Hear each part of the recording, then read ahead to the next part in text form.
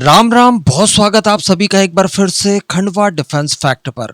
तो देखिए, पिछले कुछ समय से लगातार तेल और गैस के क्राइसिस चलते आ रहे थे, लेकिन इस बीच कुछ ऐसी घटनाएं भी देखने के लिए मिली जो थी तो बहुत ही ज्यादा नॉर्मल सी, लेकिन वो कंपेयर करने के लिए पर्याप्त थी कि भारत में इसकी तुलना में स्थितियां कैसी है। एग्जाम्पल के तौर पर आप ये फूड पैकेट्स देखिए, जहां पर आप चिप्स कुरकुरे वगैरह देख पा रहे हैं। किसी चीज का मैं एडवर्टीजमेंट नहीं कर रहा हूँ, बस ये रिप्रेजेंटेशन के लिए है। तो आपको देखने के लिए ये मिल रहा है कि सारे के सारे फूड पैकेजेस के ऊपर कलरफुल शाई लगी हुई है। सारे के सारे रंगीन है, कोई ग्रीन, कोई रेड, कोई येलो, कोई ब्लू। इस तरह से चीजें आपको देखने के लिए मिल रही है। लेकिन मैं आपको बता दूं कि इनको प्रिंट करने के लिए जो शाही तैयार की जाती है, जो इंक बनाई जाती है, वो भी क्रूड ऑयल से बनती है। और क्रूड ऑयल के कैसे कैसे क्राइसिस अभी हम लोगों ने फेस किए, ये आपको बताने की आवश्यकता नहीं है। तो जापान के द्वारा एक निर्णय लिया जाता है कि क्यों ना इन फूड पैकेजेस को अब ब्लैक एंड व्हाइट कर दिया जाए। जी हाँ, ईरान और अमेरिका युद्ध होने के बाद, हॉर्मुज को बंद हो जाने के बाद यह निर्णय लिया गया कि फूड पैकेजेस अब कलर्ड नहीं बल्कि ब्लैक एंड व्हाइट ही बनाए जाएं और उन्हें ही सेल किया जाए, एटलीस्ट तब तक जब तक ये क्राइसिस चल रहा है। लेकिन क्या आपने ऐसी कोई क्राइसिस भारत के अंदर देखी? नहीं। हमने जब चाहा, जितना चाहा उतना पेट्रोल डीजल खरीदा, उतनी गैस खरीदी, लेकिन फिर भी माहौल एक अलग सा बना दिया गया था। तो चलिए, इनको लेकर कुछ खबरें निकल कर आई है। कई सारे झूठ यहाँ पर फिर से टूटने वाले हैं, इनको डिस्कस कर लिया जाए। साथ ही कुछ और महत्वपूर्ण खबरों को लेकर भी चर्चा कर ली जाए। आपसे निवेदन रहेगा कि वीडियो को अंत तक देखते हुए चैनल को सब्सक्राइब जरूर कर दीजिएगा। और यार, केवल 2 सेकंड्स का काम है, आप पहले वीडियो को लाइक कर दीजिए। सबसे पहले तो मैं आपको यही बता दूं कि जापान की प्राइम मिनिस्टर भारत पहुंच चुकी है। आज वो बिजनेस फोरम में शामिल होंगी, जहां पर 150 की संख्या में अलग अलग उद्योगपति भाग लेने जा रहे हैं। मैंने आपको वीडियो बनाकर कल ही बताया था कि भारत और जापान के बीच में रूपी येन ट्रेड सेटलमेंट को लेकर डील हो सकती है, जिसको लेकर प्रस्ताव पिछले साल ही दे दिया गया था। सारा फ्रेमवर्क तैयार कर लिया गया है। अब इसकी एक ऑफिशियल अनाउंसमेंट की आवश्यकता है, जो संभवतः आने वाले कुछ घंटों में हो सकती है। साथ ही जापान के द्वारा अगले 10 सालों में भारत में बिलियंस ऑफ डॉलर्स का इन्वेस्टमेंट करने जा रहे हैं, तो इसको लेकर भी चर्चाएं विस्तृत रूप से की जाएंगी। अगली खबर की अगर बात की जाए तो ये डोनाल्ड ट्रंप और बेंजामिन नेतन्याहू को लेकर निकलकर सामने आ रही है। आप सभी को याद होगा, आज से कुछ ही दिनों पहले का प्रकरण है, जब डोनाल्ड ट्रंप और जॉर्जिया मेलोनी के बीच में भी एक रॉ देखने के लिए हमें मिला था, एक छोटा सा कॉन्फ्लिक्ट देखने के लिए मिला था। और ये कॉन्फ्लिक्ट इनफ था इस बात को समझने के लिए कि डोनाल्ड ट्रंप अपने सबसे करीबी मित्रों के साथ ही इस समय पंगे लिए जा रहे हैं। पहले प्राइम मिनिस्टर मोदी का देखा, इनके साथ उन्होंने लिया। बात की जाए अगर जॉर्जिया मेलोनी की, तो आप ऐसा मान लीजिए कि पूरे के पूरे यूरोप में जॉर्जिया मेलोनी से ज्यादा बड़ी कोई उनकी समर्थक या दोस्त नहीं हो सकती थी। समान विचारधारा दिखाई देती है दोनों ही लीडर्स की, लेकिन इसके बावजूद मेलोनी के साथ डोनाल्ड ट्रंप ने बेवजह रिश्ते खराब कर लिए। डोनाल्ड ट्रंप के द्वारा यह कहा गया कि देखिए, G7 में हम लोग मिले थे फ्रांस के अंदर, तो यहाँ पर इन्होंने मेरे साथ फोटो निकालने के लिए मुझसे भीख मांगी। बताइए, इस तरह की बात कोई बोलता है क्या वर्ल्ड लीडर? लेकिन चूंकि इन्होंने बोल दी, इसको लेकर जॉर्जिया मेलोनी ने भी इनको कई सारी बातें सुना दी कि देखिए, तो सही बात है ही नहीं, ये बिल्कुल झूठ बोल रहे हैं। और हम लोगों ने भी वीडियोस देखे, जब आपके द्वारा जॉर्जिया मेलोनी के साथ मिलकर इतनी लंबी चौड़ी बातचीत की गई, तो अलग से फोटो लेने का भला क्या ही औचित्य बनता है। लेकिन डोनाल्ड ट्रंप ने इस तरह की बात कही, तब जॉर्जिया मेलोनी ने भी ये कहा कि कब तक आप अपने दोस्तों से ही लड़ते झगड़ते रहेंगे। और वो बात बिल्कुल सही है। पहले प्राइम मिनिस्टर मोदी, पुतिन को भी इन्होंने पागल वागल पता नहीं क्या क्या कह दिया था, और अब इजराइल के प्राइम मिनिस्टर बेंजामिन नेतन्याहू के साथ ये उलझ लिए हैं। लेकिन बेंजामिन नेतन्याहू ने भी इस बार स्पष्ट कर दिया है और ये कह दिया है कि अब इजराइल को अमेरिकन खैरात नहीं चाहिए। जी हाँ, इन्होंने स्पष्ट कर दिया है कि अब हमारी अर्थव्यवस्था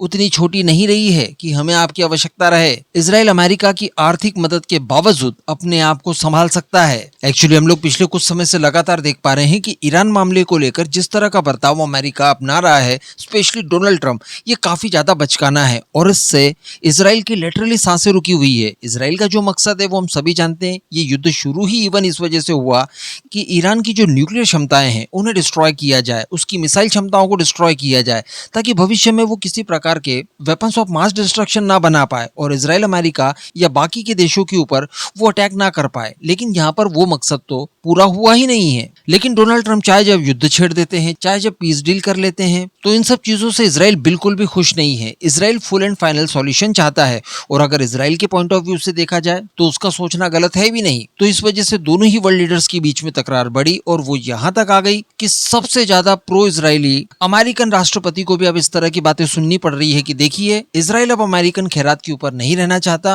वो अपने आप को अब संभाल सकता है। कहने का मतलब यहाँ पर स्पष्ट हो जाता है कि आने वाले समय में अमेरिका युद्ध करे ना करे, इजराइल खुद के बूते ईरान के ऊपर अटैक तो करेगा, और वो तब तक शायद चुप नहीं बैठेगा जब तक ईरान की टोटल न्यूक्लियर कैपेबिलिटी को वो समाप्त नहीं कर देता, फिर इसमें कितना भी समय लग जाए। इस बात को हम लोगों ने भी ध्यान रखना चाहिए, क्योंकि इससे सीधा सीधा जुड़ा हमारा भी रहेगा। स्ट्रेट ऑफ हॉर्मुज पर बाद में भविष्य में कुछ रुकावटें फिर आ सकती हैं। और इजराइल के प्राइम मिनिस्टर के द्वारा यहाँ पर जो भी बातें कही गई है, इनको जानने के बाद आप ये भी समझ गए होंगे कि इसके पीछे भी एक मजबूत और हिडन सहयोग छुपा हुआ है।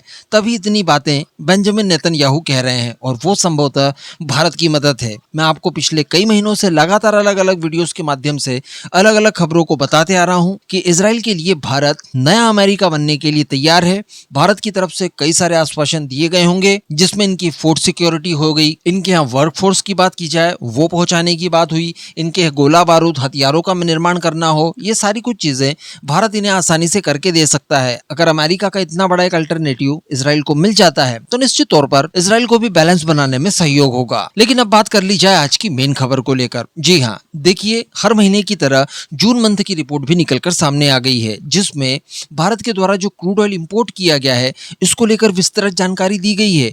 और इसमें स्पष्ट बताया गया है कि जून मंथ में जमाने भर की कमी और रास्ते ब्लॉक हो जाने के बावजूद भारत ने रिकॉर्ड स्तर तक पहुंचकर क्रूड ऑयल का इंपोर्ट किया। ये भारत की अच्छी नीतियों का असर था, क्योंकि ये भी हम जानते हैं कि भारत ने इस क्राइसिस से काफी पहले ही इस तरह की सारी सिचुएशन से निपटने के लिए व्यवस्थाएं कर रखी थी। डाइवर्सिफिकेशन इसके लिए सबसे बड़ा मजबूत हथियार साबित हुआ, यानी दुनिया भर के अलग अलग देशों से हमने हमारी रिक्वायरमेंट का क्रूड ऑयल खरीदना शुरू किया, ताकि किसी एक सोर्स की भरोसे हम लोग ना बैठे रहें। इसका असर ये देखने के लिए मिला कि भारत को अलग अलग सोर्सेज के माध्यम से अपनी रिक्वायरमेंट का क्रूड ऑयल लगातार मिलता रहा। थोड़ा महंगा जरूर हुआ, लेकिन हमें कमी देखने के लिए नहीं मिली। लेकिन इसी के साथ बताया ये जा रहा है कि रशिया इस महीने भी हमारा टॉप सप्लायर बना रहा। जी हाँ, और रशिया ने प्रतिदिन हमें 2.6 million barrel crude oil export किया। अब ये काफी हो गया उन सभी नेताओं के लिए जो भारत के अंदर पानी पी पी कर, छाती पीट पीट कर, चूड़ियां तोड़ तोड़ कर ये कहते थे कि आप ट्रम्प के दबाव में आकर रशिया से क्रूड ऑयल क्यों नहीं खरीद रहे हैं, रशिया से क्रूड ऑयल नहीं खरीद रहे हैं। अरे भैया, अगर नहीं खरीदा होता तो ये टॉप पर रशिया कैसे आता? यानी UAE, Saudi, Qatar, Bahrain, Iraq, Iran, America, Venezuela सबको पछाड़ते हुए हमने सर्वाधिक क्रूड ऑयल रशिया से इंपोर्ट किया। तो ये क्या समझाता है? ये यही समझाता है कि ट्रम्प के हजारों दबावों के बावजूद, इवन पूरी दुनिया के दबावों के बावजूद, इसमें आप यूरोप को भी ले लीजिए, इन सब के बावजूद भारत ने रशिया से क्रूड ऑयल की खरीद बंद नहीं की, बल्कि ये हर महीने लगातार बढ़ते ही जा रहा है। जब भी नए महीने की रिपोर्ट आती मैं आपको बताता हूँ, एक बात जरूर कहता हूँ कि पिछले सारे रिकॉर्ड्स ब्रेक कर दिए। कहने का मतलब क्रूड ऑयल तो खरीदा ही जा रहा है, इसमें बढ़ोतरी भी देखने के लिए मिल रही है। मतलब आप ये देखिए कि जून महीने में भारत ने प्रतिदिन 4.95 million barrel crude oil per day खरीदा। इसमें से 2.6 मिलियन बैरल अकेले रशिया से खरीदा। तो सोचिए, आप 50% के आसपास पहुंच रहे हैं। तो मुझे यही बात समझ में नहीं आ रही कि क्या मुद्दों की कमी वाकई में मोदी गवर्नमेंट के खिलाफ इतनी ज्यादा है कि आपको इस तरह के झूठे दावे करने पड़ रहे हैं। आप एक बार सोचकर देखिए कि भारत की तैयारियां कैसी रही होंगी कि ये जब क्राइसिस यानी ईरान अमेरिका का युद्ध शुरू हुआ, जब दुनिया भर के लगभग सभी देशों ने अपने अपने देशों में पेट्रोलियम उत्पादों की कीमतें बढ़ा दी, वहीं पर भारत के द्वारा काफी लंबे समय तक इनकी कीमतें नहीं बढ़ाई। शुरुआत में सरकार ने 10 रुपए तक की सब्सिडी प्रोवाइड करा दी और ये कह दिया हमारे रिफाइनर्स को कि देखिए, कुछ सब्सिडी हम आपको दे देते हैं, कुछ आप भी थोड़ा सा एडजस्ट कर लीजिए, अपने मार्जिन प्रॉफिट को थोड़ा सा कम करिए और आम लोगों को राहत दीजिए। तो कीमतें काफी लंबे समय तक हम लोग प्रतीक्षा करते रहे, लेकिन भारत में बढ़ी नहीं, और जब बढ़ी भी तब भी किश्तों में थोड़ी थोड़ी करके उतनी ही कीमतें बढ़ाई जितना कि हम लोग सहन कर सकते थे। दुनिया भर के देशों में जहां पर सबसे कम कीमतें बढ़ी, उसमें एक नाम भारत का भी है, यानी सबसे लेट कीमतें बढ़ी और सबसे कम कीमतें बढ़ी। साथ ही किसी प्रकार की कोई कमी देखने के लिए नहीं मिली भारत के अंदर। इसके अतिरिक्त एक और जादू देखने के लिए मिल रहा है। जी हाँ, देखिए, भारत यूक्रेन वॉर के बाद से ही लगातार रशिया से क्रूड ऑयल खरीदता जा रहा है। इस क्रूड ऑयल का इस्तेमाल न केवल भारत अपने डोमेस्टिक मार्केट में करता है, बल्कि इसे रिफाइन करके अलग अलग गैसोलीन उत्पादों को अमेरिका और यूरोपियन देशों को भी बेचता है। इवन कई मौके तो ऐसे आए जब भारत ने इतना ज्यादा एक्सपोर्ट किया गैसोलीन कि यूरोप के लिए सबसे बड़ा एक्सपोर्टर बन गया था, सऊदी जैसे देशों को भी पिछाड़ दिया था। लेकिन अब जिस तरह की खबरें निकल कर आ रही है वो हमें अचरज में डाल सकती है, क्योंकि बताया ये जा रहा है कि भारत के द्वारा रशिया को भी, जी हाँ, रशिया को जिससे हम लोग क्रूड ऑयल खरीदते हैं, उसे भी लगभग 60,000 टन पेट्रोल एक्सपोर्ट किया है। जी हाँ, देखिए रशिया में क्रूड ऑयल वगैरह की कोई कमी नहीं है। वो तो इवन हमें बेच रहे हैं। अगर उसके ऊपर से सैंक्शंस हटा दिए जाते हैं तो दुनिया भर में वो एक्सपोर्ट कर सकता है। कोई परेशानी वाली बात नहीं है। लेकिन रशिया के अंदर जो रिफाइनरीज थी, उन्हें पिछले कुछ समय से लगातार यूक्रेन के द्वारा अपने ड्रोन स्ट्राइक के जद में लिया जा रहा है और कई रशिया की बड़ी-बड़ी रिफाइनरीज को काफी भारी नुकसान भी पहुंचाया है। ऐसे-ऐसे ब्लास्ट करवाए गए हैं जिन्हें रिपेयर होने में कई महीनों और इवन कुछ में तो कुछ साल भी लग सकते हैं। तो इन सब के चलते रशिया के अंदर पेट्रोलियम उत्पादों की काफी किल्लत होने लगी। तो शुरुआत में रशिया ने क्या किया कि रिफाइंड ऑयल को बेचना बंद कर दिया इन्होंने। यानी आसपास के जो देशों में ये लोग पेट्रोल डीजल बेचा करते थे, रिफाइंड करने के बाद उनका एक्सपोर्ट इन्होंने बंद कर दिया ताकि डोमेस्टिक मार्केट में इनकी उपलब्धता बनी रहे और इनकी कीमतें ज्यादा ना बढ़े, आम लोगों के ऊपर ज्यादा दबाव ना बने। लेकिन बाद में और इतने ज्यादा अटैक हो गए इनकी रिफाइनरीज के ऊपर कि एक्सपोर्ट करना तो छोड़ दीजिए, अपने ही देश की पूर्ति करने में ये लोग असमर्थ हो गए। इसके बाद निकल कर आता है भारत का नाम और भारत के द्वारा अपनी रिफाइनिंग कैपेबिलिटी का इस्तेमाल करते हुए न केवल डोमेस्टिक मार्केट में इसको अवेलेबल करवाया बल्कि रशिया को भी भारी भरकम मात्रा में एक्सपोर्ट किया। तो भैया हमने खरीदना तो छोड़ दीजिए, हम लोगों ने बेचा भी। तो कुल मिलाकर काफी सुखद खबर देखने के लिए मिली। लेकिन यहाँ से हमें एक लेसन भी मिलता है और वो लेसन ये है कि हमें भी हमारी रिफाइनरीज को बचाकर रखने की आवश्यकता है। यानी अगर कोई वॉर लाइक कंडीशन आ जाती है हमारे सामने, पाकिस्तान के साथ हमारा कोई युद्ध शुरू हो जाता है, तो संभव तो ये लोग भी हमारी रिफाइनरीज के ऊपर अटैक कर सकते हैं। क्योंकि रिफाइनरीज अगर आपने डिस्ट्रॉय कर दी एक बार तो आपके पूरे देश को उसका परिणाम भुगतना पड़ता है, जैसा कि आज रशिया के अंदर हम लोग देख पा रहे हैं। तो हमें इनकी प्रोटेक्शन के लिए स्पेशल प्रबंध करने होंगे पहले ही। और मैं आपको रिमाइंड करा दूं एक बार फिर से कि ऑपरेशन सिंदूर के बाद एक बयान दिया गया था आसिम मुनीर के द्वारा, जिसमें उसने हमारी जामनगर वाली रिफाइनरी को टारगेट करने की बात इनडायरेक्ट वे में कही थी। तो निश्चित तौर पर इनके ऊपर एयर डिफेंस सिस्टम वगैरह लगाने की आवश्यकता है ताकि वॉरलाइक कंडीशन में इनके ऊपर किसी प्रकार की कोई प्रॉब्लम न आए। बाकी क्षेत्रों में भी कुछ इस तरह की यूनिट्स होती है, इनका भी ध्यान रखने की स्पेशल आवश्यकता है। बाकी आप सभी का इस पूरे मुद्दे पर क्या मानना है नीचे कमेंट करके जरूर बताइएगा।